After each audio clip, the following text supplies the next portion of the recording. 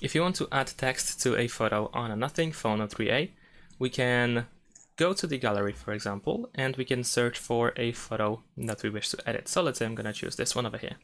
Now let's press this pen icon in the bottom right corner to start editing. And here we need to swipe at the bottom in order to find markup. And then we have the text option. We can write anything that we wish to have on our photo.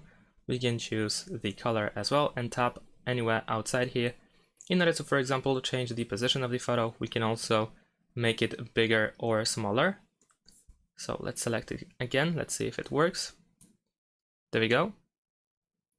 So essentially you want to press and hold to select the text, I believe.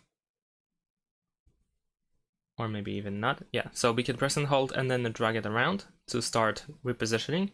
And then you can also pinch in order to change the size, and we can also rotate like this too.